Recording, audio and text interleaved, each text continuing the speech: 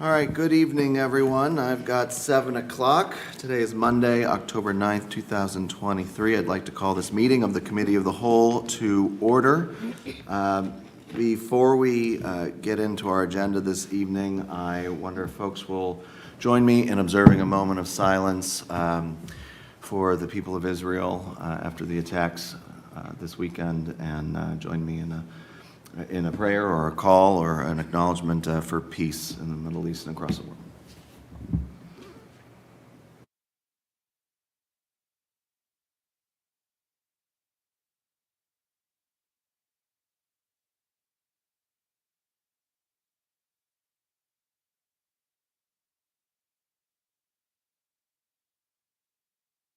Started this evening with a discussion, public arts policy, seeking a status update and some discussion. Last time we'd met and discussed the arts policy, there was a request from Councilwoman Bowers that outside counsel might be able to join us. I'll turn things over to Mayor or Mr. City Attorney to introduce our guest. Sure. With us this evening is Donald Bray. Donald is with the firm of Isaac Wiles, and here to help answer any questions. So I know this was asked to be an agenda item for tonight. I haven't received any questions from council or from any of our community stakeholders, so I will turn it over to you to ask questions. Great. Well, I know I have some questions, but happy to defer to my colleagues to go first. Sure. If we just want to maybe start with just a status update as far as the panel and determine, you had indicated that they would be meeting last week or that there had been an invitation to meet last week.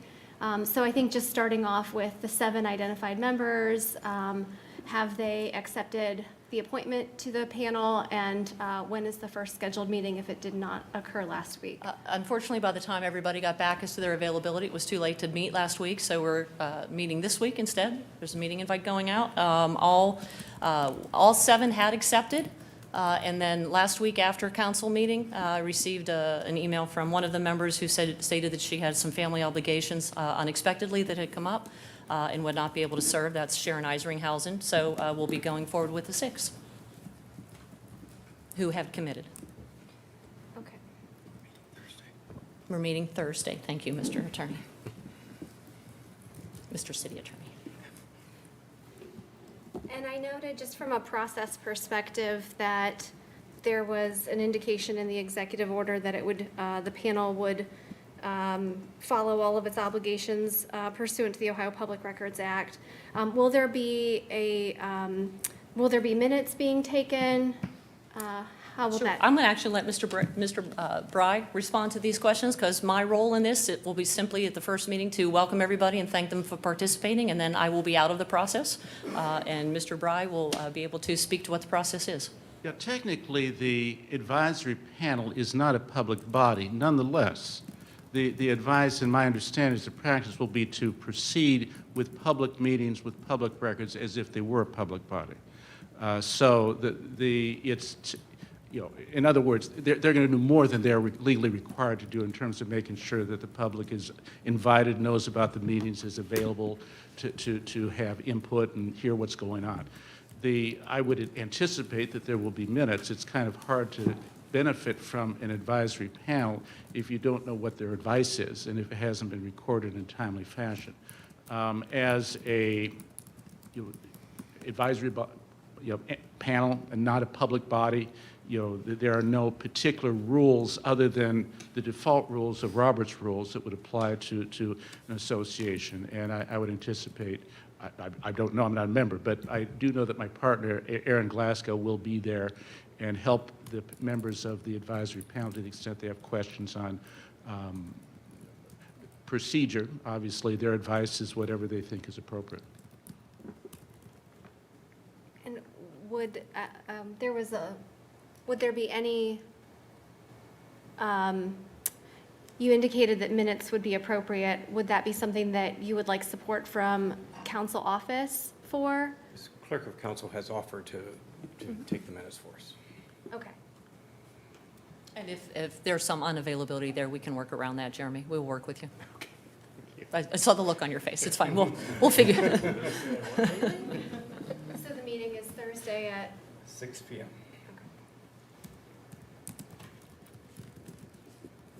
okay. And Mr. Glasgow will be able to participate on an ongoing basis, or another member of the firm? I presume so.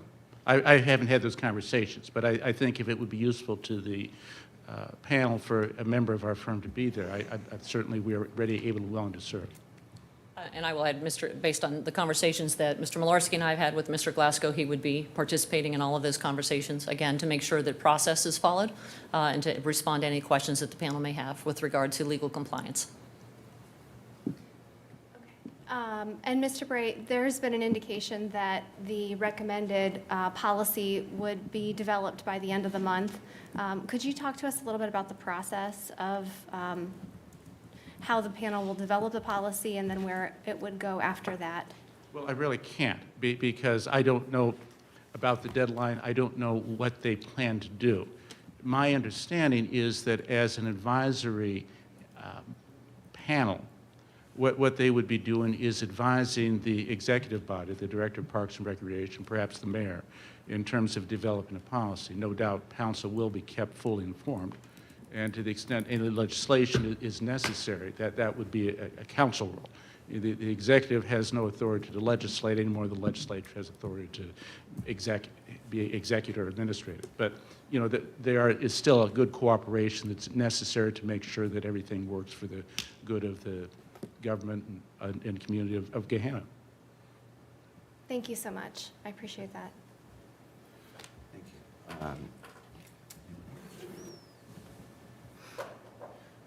you. Thank you again for joining us this evening. Very happy to have you here. Thank you. Last week, or excuse me, 2 weeks ago, President Renner had asked about the snowplows in an effort to dispel that rumor that those were not going to be moving forward. Is there an update on the snowplow project? Well, I was advised last week from the schools. The plows had been delivered to the schools. They were prepared. Paint was delivered as well. So we were fully prepared to move forward. I think the school's preference, my understanding is from Dr. Deagle, that they would prefer to wait till an arts policy is in place, which is fine. So although we do likely will need to go get the shovels because of a liability standpoint, when anybody get hurt on those, and when the schools are ready to move forward, then that's what we'll do. Thank you. And I'm sorry, is it Bry or Bray? I've heard both this evening. I call myself Bry, but when a vice president of council calls me something, I answer yes, sir. Well, you flatter, sir. You flatter. Considering my own mother called me Trevor for a little while, I'm good. So I'll try to get it right for you. So, Mr. Bry, could you speak a little bit about your involvement with other communities and maybe best practices when it comes to a public arts policy? In doing some research on my own, I'm seeing information that perhaps the best policy is to not have a policy as an opening to liability. Certainly, we don't want to expose the city to liability. So if you could speak to that at all, I'd greatly appreciate it. I think that's certainly one of the issues that's of concern. You know, I've done a lot of First Amendment representation of various folks, University of Toledo, Miami University, some others, as well as local folks, in terms of, and a lot of it deals with the type of form you're creating. You know, there's a traditional public forum, sidewalks, perimeter sidewalks, for example, that you can use for pretty much any type of free speech that don't interfere with the primary use of a sidewalk, which is for ingress and egress. And likewise, there are traditional private forums, you know, that the public is invited, for example, to a meeting of city council. It's a public meeting, but they don't have a right to interfere with the business of council, you know, physically or verbally or otherwise. In other words, that's sort of a limited forum for some purposes, but not for others. There are closed forums. When you go into executive session, that's not a public meeting. You know, when the mayor goes home, that's her home. You know, it's not a public place, even if some phone calls are made in furtherance, like, you know, every member of council would make. So a lot of it depends upon, are you creating a public forum or limited public forum for some purposes and not for others? And I agree with you that that's one of the questions that needs to be answered. Perhaps the advisory panel, with the help and input of legal counsel, will have some ability to help figure out, do we want a policy? That's the very first question before you decide which kind of policy do you want. You might want a policy if you want to have an opportunity to have artwork. Is there going to be any limit on the type or who or what kind of artwork?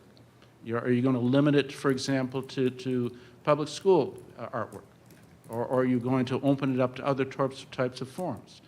You certainly would have to have limits on things that are illegal, defamatory, things that would cause legal liability, perhaps, to the city. If it is the city's communication, in some fashion or other, it doesn't necessarily have to be your words, obviously, if school children are putting the art together, but if it is viewed as the speech of the city, there is greater control that can be exercised. But if it's not, it's kind of, could be an all-comers situation. And I don't, I'm not talking about the last situation, which was fine, but I'm saying you can conceive of future situations in which an all-comers situation might be problematic according to every single member of this council. Let's just put it that way. I don't know if that answered your question, or if I'm just blathering. Oh, it does. Thank you, sir. Appreciate it. Yes, Mr. President. Thank you. So I guess I have a real bias on this. I want the politics out of art. And what I mean by that, I don't want any member that's sitting up here, mayor, city attorney, or any member of council involved with art. And so I was very clear in April and asking the mayor to help us set up an independent body, an arts commission. Mm-hmm. Do you support that? I certainly think the mayor has authority to establish an advisory panel, which I believe is what has been done. I'm not sure what the concept is of an art commission. You're talking about creating a new public body that would be part of the administration of the city. I know it'll be independent.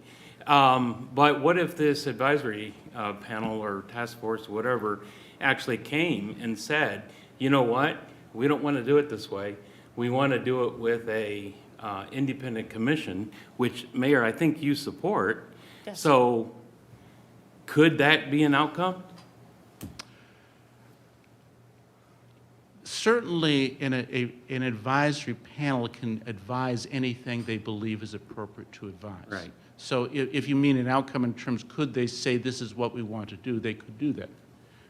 In terms of saying how that would work out as an independent body, it may be that you would need a change to the charter to do that. I'd have to dig a little deeper in that, because generally the charter says the legislative power is vested in the city council and the executive power is vested in the mayor and the directors that work under the mayor.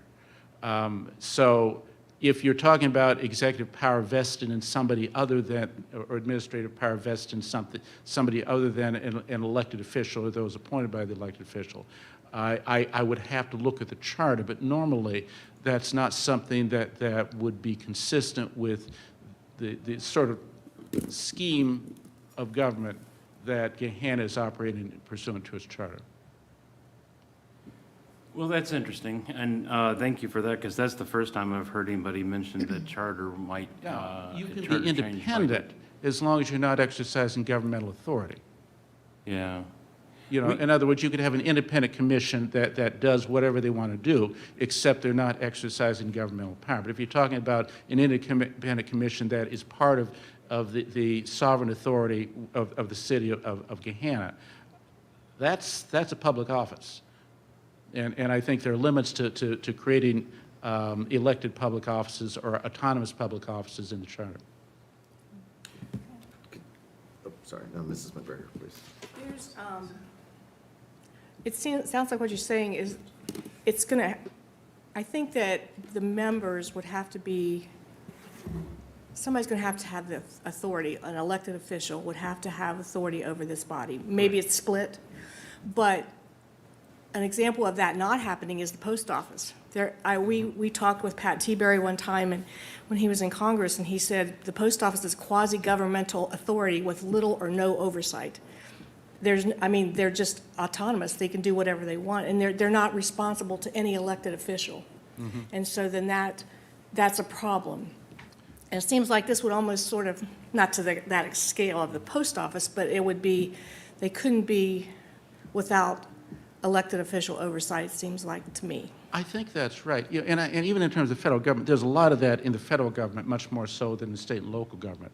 Although even in terms of state government, you do have some autonomous entities that have been set up by changes to Ohio's constitution. The challenge is, where's the accountability? Because the buck's got to stop someplace. And and generally, under the scheme that Gahanna operates under, the buck stops with somebody who faces the people, is elected or rejected by the people, and if elected, they're accountable to the people that vote. But that may be just my bias in terms of that. Certainly, anything could be changed if it's changed by the people who have authority to change it. Ms. Bowers? Mr. Bray, if the answer is you don't know yet, that's totally fine. I think the question, one of the ideas that I've heard floated, and I have not explored this with any depth, is a model set up more like Dublin. So and I think one of the questions that Mr. Weaver asked was, are there model examples of this in the region that you're familiar with and that you would be able to give guidance on, or is that something that Mr. Glasgow will be able to do with the advisory panel? I think Mr. Glasgow could probably talk about that with the advisory panel. As we all know, Gahanna's mayor government. There are other forms of government, city manager forms of government. This is not the only way it could be done. It's just that if you have a charter saying this is how you're going to do it, that's how you do it until the charter's changed. Okay. I wanted to follow up, if I may, comments a second ago. So if there was an independent body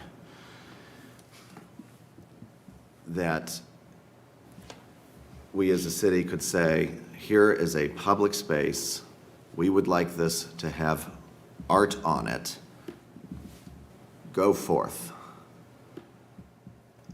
Are you saying that that would still lead to a problematic scenario? The devil's in the details. I'm not Sure. saying that would necessarily be a problematic scenario. I thought you were talking about a commission that would decide what public art would be. It would no longer be public art. Basically, you would have created a forum for one group. Can you create a forum for one group without strings, without creating an opportunity for other groups to do that? Maybe you can, maybe you can't. Depends on how you do it. Let's suppose we said, you know, the music program at First Community Church is a wonderful music program. We're going to have them be in charge of putting a music program together and do whatever they want to at this space. Might be a problem if the First Baptist and the Second Nazarene have some concerns about that, right? Even though you don't like their music as much. Well, they like it. Otherwise, they wouldn't be going there, really. So the devil's in the details. I'm not saying that you can't open things up to a group. That's been done historically in different contexts. Think, for example, of the St. Patty's Day Parade, in which they opened that up by reserving to the Ancient Order of Hibernians in New York City and Boston, who they are in charge of the parade and who gets to be in it. And there's been some litigation about that. So that can be done. Of course, they lost their rights when somebody else got there first. If you're going to open it up to them, at least in New York, they had to open it up to all comers, and the all comers decided, we don't like the people that you're keeping out of the parade, so we're going to reserve that before you do. So it sounds to me that there are sort of two paths. One path would be adopting art as government speech. One path would be an alternative, and the alternative is what we are trying to explore at this point in time through policy creation. Is that fair? I think there are certainly at least two paths. I'm not sure that there are only two paths. Okay. But yes, if you have someone else make the speech call, you might be opening things up. And that's where you need to be careful about the details, to saying, can we allow this group but not those over there to have an equal opportunity? And it depends. I mean, I hate to do that, it's such a weasel word for lawyers, but we do that all the time, right? But it does depend upon the details of where not every discrimination is invidious. We use the term discrimination in common parlance to mean bad types of discriminate. You should discriminate. I encourage you to discriminate between milk and poison. Drink one, don't drink the other. In other words, you differentiate. Differentiate is sort of a less loaded word for that. But you can differentiate. But if they think that what you're doing actually borders on invidious discrimination, even if it's not on a suspect class, you could have a creep of form issues attack. And there are ways to avoid that, but you want to be careful about that. So I'm not saying you're wrong. I'm saying I don't the big picture notion of this will work and this will work depends upon how they're implemented and the details of it.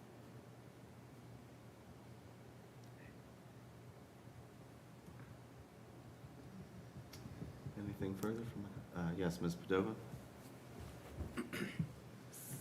So I'm trying to process everything that's being said here. But I'm curious with creating this panel. I believe the mayor said last time, and I think Stephen kind of alluded to it this evening, that there might be a desire to have a arts commission come out of this. And so I'm curious about why we would go into the direction of creating a new arts commission when we already have an arts council, and if there would be a road to where we could kind of work more towards combining those two, I guess, the idea and the actual council that we have now, and I don't know who's best suited to answer that. Are you referring to the 501c3, the Gahanna Arts Council? Yes. Okay. The 501c3 Gahanna Arts Council is an independent entity. And you understand that it has good support throughout the community. And matter of fact, I believe at least one member of council and a spouse of a member of council have or are serving on it. It may be, let's put it this way, it could protect members of council, a couple members of council, from unjust criticism if a different entity than that one were used as the advisory authority. Because you wouldn't want to have people unjustly accusing them of saying, well, you're favoring these people because you have a connection to it. I'm not saying that. I don't know what the motivation is. I'm not suggesting that had anything to do with the motivation. But it just occurred to me that there was a real advantage, frankly, of saying, here's a totally independent group. They have a right, like anybody else, to express their views and to make them present. I just,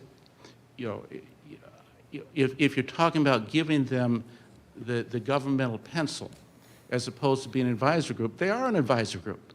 They certainly can advise, and they should advise. It's not inconsistent with saying they should give their advice, and the advisory panel can give its advice, and the executive branch can look at them both, or they could talk to each other. I believe that there's certainly representative of the Arts Council that has been invited to, and I take it has agreed to serve on the advisory panel. So their input is important. It's as important as anybody else's, and because they have this background, perhaps their input will even be more influential because they have a stronger basis and experience for it than some of the other folks. So we're not trying to, as I see this thing, I don't see an attempt to try to shut anybody out. I think an attempt to try to include everybody in and do it in such a way that people, the reality either way would be you're trying to get voices from the outside and a diverse voices from the outside. And to open it up in this way, it's better to avoid an argument than to win one. And it's better to avoid an argument, you're just favoring these people because there's some connections to council. I don't think that's true. But I'm saying that this takes away the possibility of that argument, which from my point of view, and I haven't talked with anybody about that, it's from my point of view, I think that is a benefit to the city of Gahanna, so that you not only have the reality of seeking diverse voices, but you have the perception of it as well. in a smaller community like Gahanna, there are often only one type of entity for certain organizations, like one Convention and Visitors Bureau and Right. one Arts Council, and, versus our larger neighbor to the west. Right, which is why I think the criticism would be unjust, but doesn't mean you're not going to get criticism. Sure. We're no strangers to that. Understood.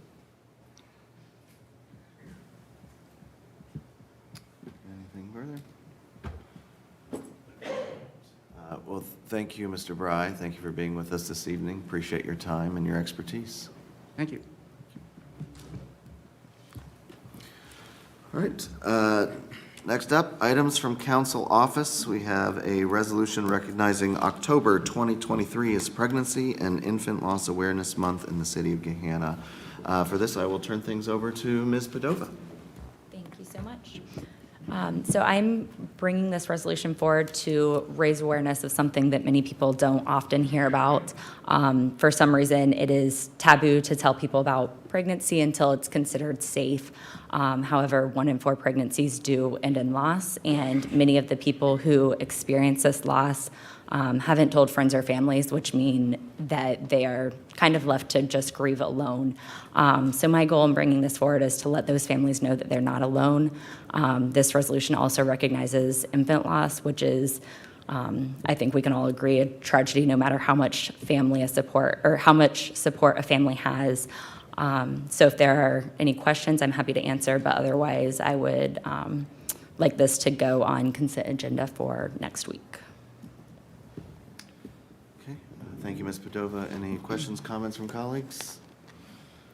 Well, thank you for your efforts on that, for a very powerful topic. So, Oh, and also thank you to Mr. Van Meter for helping me with this one.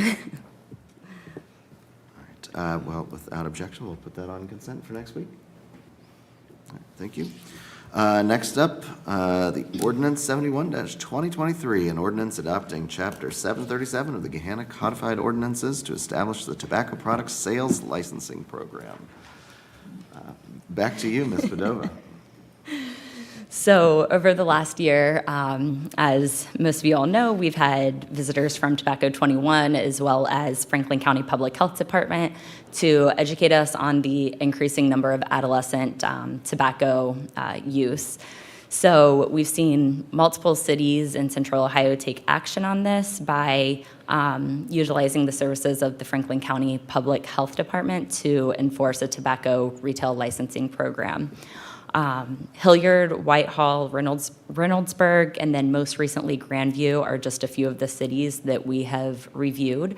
Over the last month, I've worked with Chief Spence, Director Becker, Mr. Roth, and Mr. Malarski to review and revise the legislation so that it works for Gahanna. In doing so, I think we've made some improvements that will work well for our city. I understand that Mayor Jadwin has a meeting set up with the Franklin County Health Commissioner, Joe Mazzola, next Tuesday to understand the tactical aspects of this. But the goal of this ordinance is to increase the education and underage buys for tobacco retailers in hopes of decreasing the amount of underage purchases and therefore underage consumption that leads to addiction. So I'm happy to answer any questions and appreciate any feedback for on this proposed draft. Thank you, Ms. Padova, and thank you, Mr. City Attorney and Mr. Roth, for your efforts with this as well. I know I had a couple of questions, but happy to defer for my colleagues. Just a comment Yes. to voice how how much I appreciate your efforts on this, Councilwoman Padova. And, I recall the first presentation that we had that indicated the total reverse in the rates of decreased teen smoking or teen tobacco use from the 90s were totally wiped out through access to new types of tobacco products. And I think that this is a great solution to address that issue that has affected right here in Gahanna, has affected our youth right here in Gahanna. And the incredible amount of tobacco use and vaping detection that's going on in our school building. And I do hope that this can stem at least some of the access to these products by our teens. I think that this is also a great way to do it administratively that can help train and teach on best practices versus criminalizing clerks that may not know or may not be fully trained. And it really incentivizes business owners to do great training so that they can maintain an appropriate source of revenue if this is important to their small business. So thank you very much for your work on this.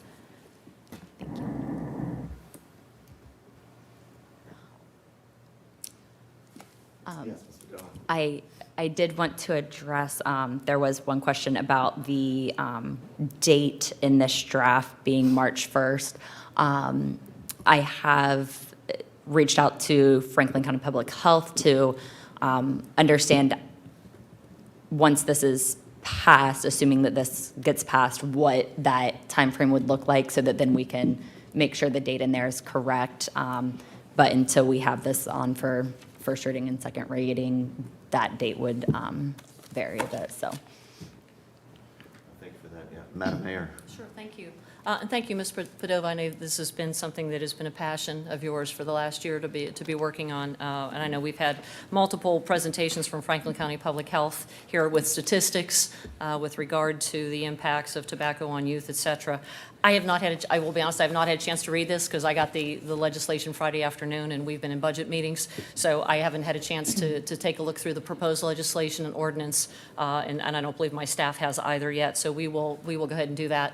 You did mention we do have the meeting with Joe Mazzola next week. Some of the questions that I know we have are the logistical operational impacts to the administration, what the expectations are, what the responsibilities are. We are in budget process right now, so to the extent that are we looking at adding a staff person, are there extra duties that we need to be accounting for within that, and also what the cost is. Right now, we pay Franklin County Public Health about $400,000 a year for various services. If this is there going to be additional cost to that? I don't know.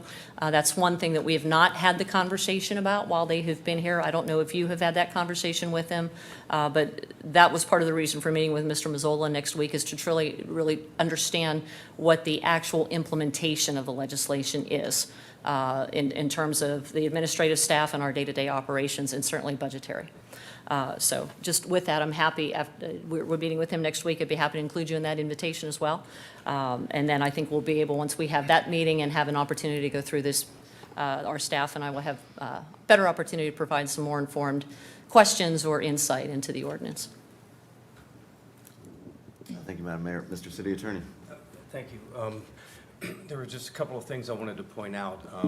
One, there's two provisions in here where there's money. One is a permit fee, and the other is for, there could be civil penalties. Ms. Padova checked into that for us, and so just want you to know these are some of the changes that we still need to make from what it is. We didn't say where the permit fee went or where the civil fees went, civil penalties went. So what she found out was they expect the $400 permit fee to go to the Board of Health so that they can administer that program. So we're going to be putting that in there unless, of course, you guys object.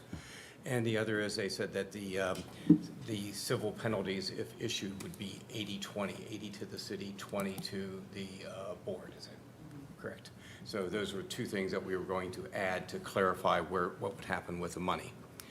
There were a couple of things that I had pointed out that you just might want to think about. One is that Ms. Padova and I were talking, we have a number set at 26 as being the maximum permits that there can be. That's because we are under the impression that there's 25 and we were going to have at least one extra. I was emphasizing to her that I think it's imperative that we know exactly how many there are so that we're not, if we do have 27 already, we don't want to be legislating people out of business, and how we're going to do that. So we want to make sure that number is accurate, which I believe her and I talked about, how we could do that. So that number may or may not change depending on what we find out there. But I believe the intent is to make it one more than what we have at this point. The other thing is, one of the things I had brought this up when the Board of Health made their presentation. I still find it, I'm wrestling with it. If someone disagrees with the decision by the Board of Health, if they say, yes, you're in violation, they can appeal that, but they appeal it to the Board of Health. And that I find a little difficult. It doesn't seem like it's a very good appeal when you're appealing it to the same people who just made the decision. But I'm not sure how to fix that. So that's just something to perhaps people think about. 7 heads are better than one, and I'm more than happy to listen. The last thing that was brought up that we never reached a resolution on, so we didn't change anything. Out of some of these, there are some that have the same parent corporations, such as Giant Eagle and Get-Go. Now, they're within 1,000 feet of each other. They sell it at their store, they sell it at their gas station. And this has a restriction against that 1,000 foot. So anyone that's in existence now is grandfathered in. We have that provision in there, so that would not be a problem.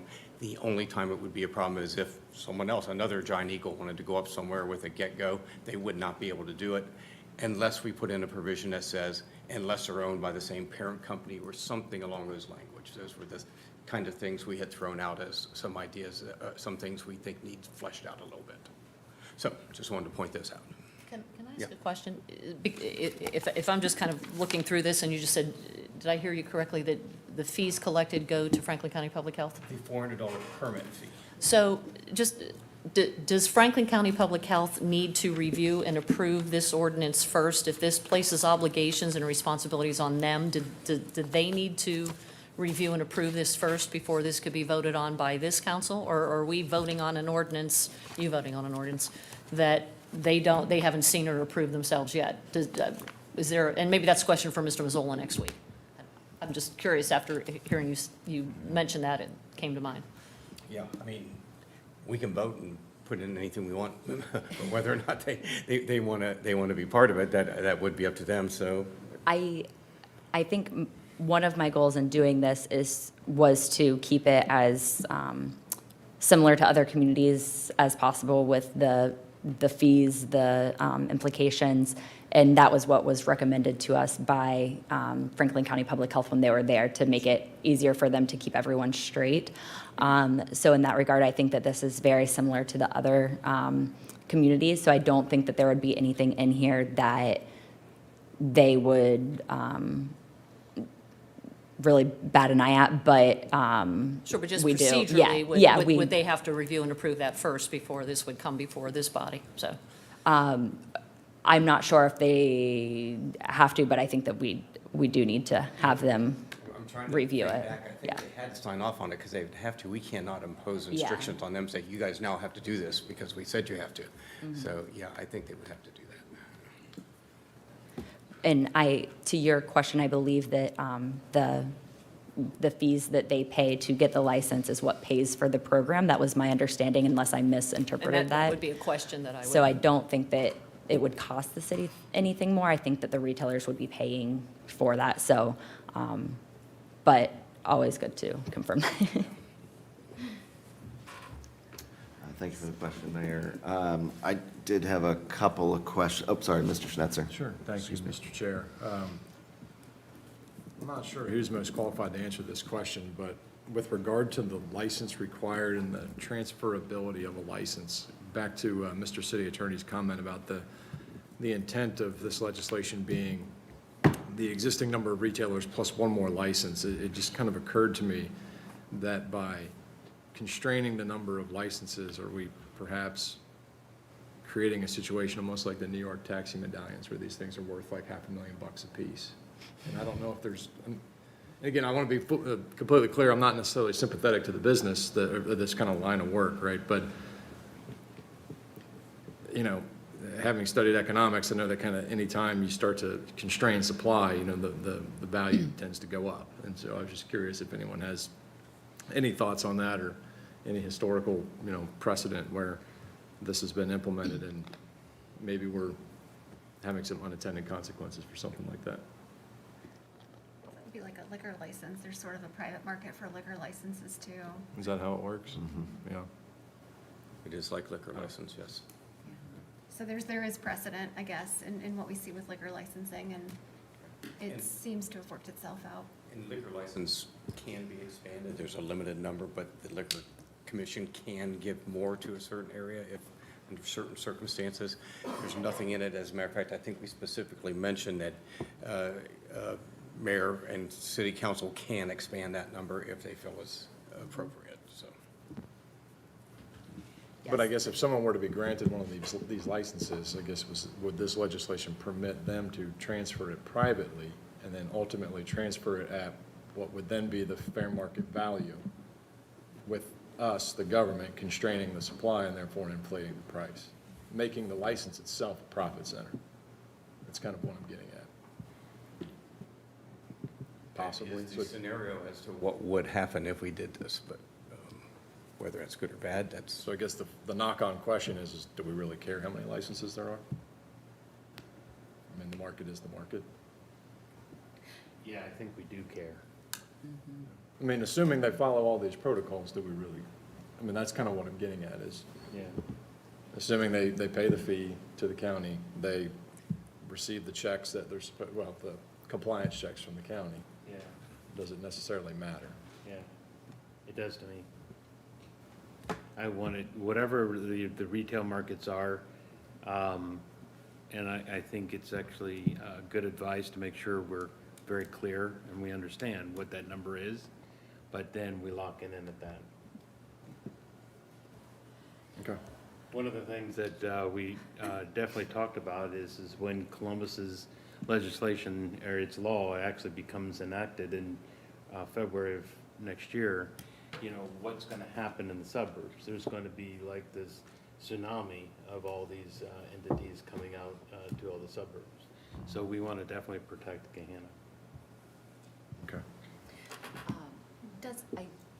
I do think that one of the points in here might somewhat stop that, what we talked about with, so like if a vape store was going out of, or I guess even a gas station going out of business, or wanted to sell their business, if there's a substantial change to it, then that license wouldn't be transferred, or they would have to seek special approval for that license to be transferred. It would not be grandfathered in. It would have to meet So- all the qualifications. Yeah. Yeah, so if they're selling it, like, if it's a gas station selling to another gas station, then yes, I guess your scenario might apply that it increased the cost of it. But if it was someone just trying to get a license to open up something different, then that's a completely different business model, then there would be, we'd have some discretion of whether or not they would be approved for that. So if a gas station has a permit and closes and it becomes a shoe store, that permit is no longer grandfathered in, but that permit still exists.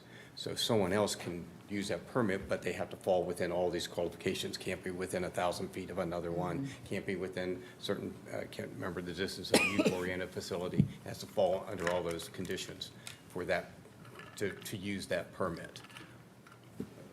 That only applies to grandfathering in, the transferability aspect of it. Otherwise, you can transfer anything as long as it falls under all those categories, that it fits within those categories. So probably less of a market concern than even a liquor license based on the restrictions proposed. Would that be fair? I have no idea, honestly. I wouldn't want to guess. Just because it says that it's, the license would only be viable or valid at the address at which it was which it was originally granted. So the license can't be moved from one business to another or sold across county lines or things like that. Yes, that part is accurate. Yes. Okay. Yes. For grandfatherability, if someone goes out of business and there's a permit that's sitting there, At that same address. no, at a different address, they can apply for that permit, but they have to Right. meet all these qualifications. But the original owner can't transfer it Correct. to To transfer, you're right. right, okay. That's correct.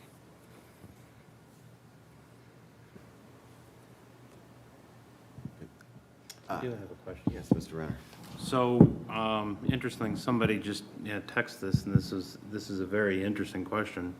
But if the recreational marijuana thing passes, does anybody have any idea what the outlets would be? Would that be the retail cigarette locations, or, and how does this juxtapose to that? That's, I don't think that we know what that What that even looks like? what that even looks like, but I don't think that it just means that recreational marijuana can be sold at any outlet.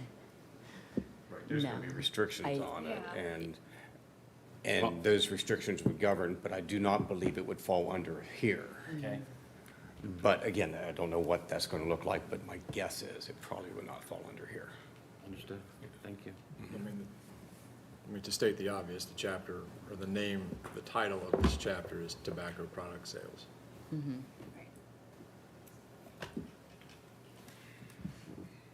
I did have a couple quick questions here. Under 73707, denial, suspension, and revocation of a license, some slight concerns of overbreadth. I was thinking of maybe somebody who had an underage purchase attempt when they were 20, and then, 5 years, 4 years later, they're wanting to pursue a license. Not, that seems a little overly broad for me, but maybe that's looking for an issue where there might not be one. I don't know if that came up in conversation, Mr. City Attorney, at all. It did. We spoke specifically about that, and I said, that's up to you guys if you think it's overbroad or not. Understood. That section also mentions grounds. I'm actually, Wait, I'm sorry. Back to that question. Yes, ma'am. A2, the applicant has been convicted within the past 5 years of any violation of federal, state, or local law, ordinance, provision, or other regulation relating to tobacco products. Just to make sure I understand, it would be a violation of a law related to tobacco products, not any conviction of any law? Is that the way you Correct. read it, Mr. Attorney? Okay. But it could be someone have purchased tobacco under the age of 21, and then if they were 20 years old, that would mean for 5 years they can never have a permit because they purchased a pack of cigarettes when they were 20 years old. But yes, it has to be tobacco related. Just from a would it make it clearer,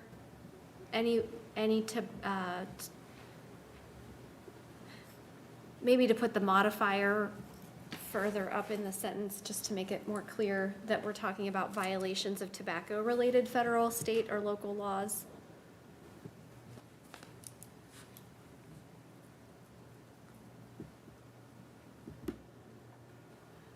I would hate for there to be misinterpretation of that ordinance, make it even more broad, to Mr. Weaver's point. Okay, so it says state, local, or other ordinance or other regulation relating to tobacco products. And what are you saying it should, or what are you suggesting it may work better? Something to the effect that it would be a violation of a tobacco-related federal, state, or local law, ordinance, provision, or other regulation So relating take to. the relating to tobacco products and put it up there above, Yeah. right around the word violation. Yep. Okay, I'll take a look at that.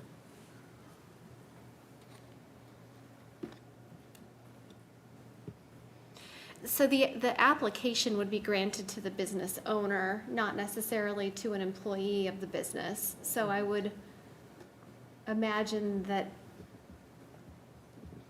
if someone is 25 and now owns a business, that perhaps Perhaps it's not an issue that will perhaps arise. it's not an issue that will arise.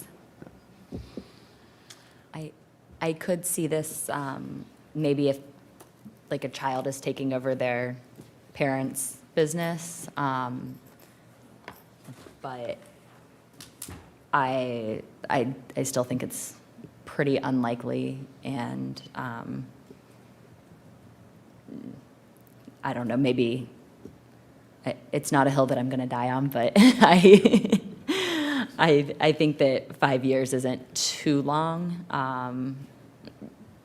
Is 5 So- years what we've seen in other communities? Is that the Yeah. same? Is that consistent with other communities? Okay. Yeah. I just wanted to make sure it had been discussed. So, sounds like it has. Also, under the suspension revocation sections, was there any conversation around what constituted substantiated evidence? Could you please point that out? Yeah, I'm sorry. Okay. So, Number for example, under suspension of license in 2, substantiated evidence that licensee or agent of licensee has sold or otherwise distributed any tobacco product to any person under 21. Are we going for like does it need to be a violation? Is it an accusation? I'm just not sure what substantiated evidence might be. Well, keep in mind that the Department of Health is the one that's going to be administering this, making these determinations, and this was their language. So we could try to clean it up, but we used the language that they used. Okay. Isn't that a typo? It's just say distributed? I believe so. I'm sorry, where? Into, it should say distributed. Is it 2? I have Yeah. C2. yeah. C2. Substantiate Also D2, evidence that but- license or agent of license has sold or otherwise distributed. Okay, any case. Same thing in D2, Yeah. Mr. City Attorney. Under revocation. So 37C2, and what else? D2 under revocation of license. Sorry to be picky. It doesn't read right. Grammar matters. This is literally our first draft. I've never brought a first draft before council before, so.